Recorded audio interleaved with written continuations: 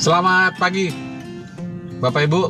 Renungan pagi ini saya ambil ayatnya dari kitab Roma 15 ayat yang kelima. Demikianlah firman Tuhan. Semoga Allah yang adalah sumber ketekunan dan penghiburan mengaruniakan kerukunan kepada kamu sesuai dengan kehendak Kristus Yesus.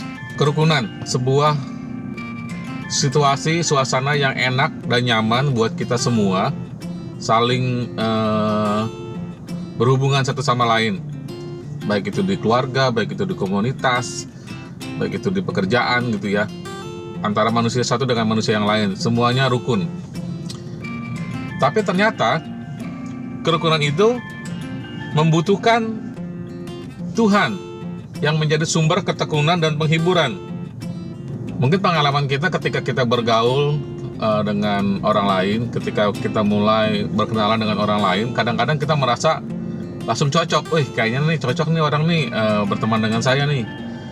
Ngomongnya nyambung, bercandanya oke gitu ya, diajak jalan oke, diajak kerja sama oke gitu.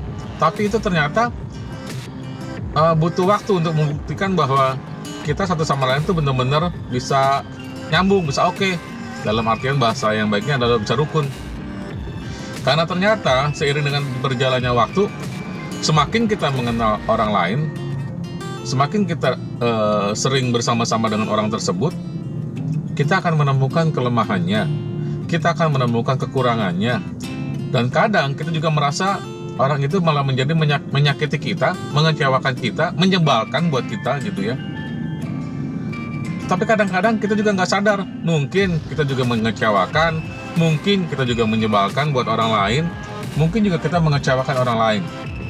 Nah, kalau kita sudah mengecewakan, kalau kita sudah menyebalkan, atau mungkin orang lain sudah menyebalkan bagi kita butuh tekun. Tekun apa? Tekun untuk belajar memahami diri kita sendiri, tekun juga untuk belajar memahami diri orang lain. Jadi ada saling mengerti satu sama lain. Terus kita kenapa butuh penghiburan juga gitu? Kenapa? Karena kadang kalau kita semakin mengenal orang tersebut, pertama-tama kita kenal rasanya asik, enak gitu ngobrol. Tapi ketika mulai makin dekat, kok orang ini malah menyakiti saya gitu ya? Kok orang ini malah mengecewakan saya gitu? Kita sedih. Nah, itulah sebabnya kita butuh penghiburan. Supaya apa? Supaya kita tetap bisa bersama-sama dengan orang tersebut. Balik lagi ke kerukunan. Kerukunan itu buat apa sih? Kerukunan itu buat kita hidup bersama-sama kan selamanya, nggak cuma sebentar. Jadi saat kita berjemaat di gereja, kita butuh kerukunan. Kenapa? Kalau kita nggak rukun, kita nggak enak datang ke gereja, ketemu orang yang nyebelin buat kita. Nah, makanya kita perlu menghilangkan yang rasanya sebel sama orang lain, rasa nggak suka sama orang lain. Mungkin ada di antara kita, ataupun saya juga pernah mengalami bahwa saat datang ke gereja saya menghindari diri bertemu dengan seseorang yang saya nggak suka. Saya belajar dari situ bahwa nggak boleh nih saya begini terus-terusan gitu. Nggak baik juga buat diri saya sendiri, karena saya ujung-ujungnya ternyata saya menyakiti diri sendiri.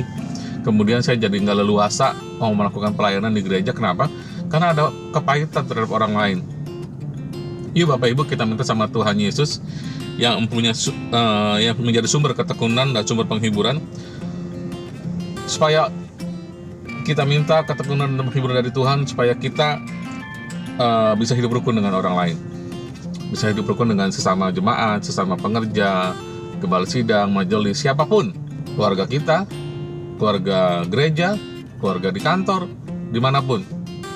Kita minta sama Tuhan, Tuhan berikan saya ketekunan untuk saya bisa lebih lagi memahami diri sendiri, memahami orang lain, dan juga saya butuh penghiburan dikala saya merasa dikecewakan oleh orang lain, supaya saya tidak sakit hati dan tidak kepahitan dan tetap maju di dalam Tuhan.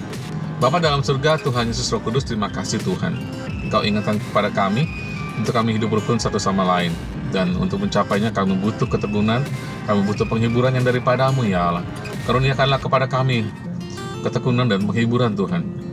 Terima kasih Bapa, terima kasih. Kami percaya Tuhan, kami mau hidup rukun di dalam Engkau ya Tuhan, untuk kemuliaan nama-Mu. Dalam nama Tuhan Yesus Kristus kami berdoa. Amin.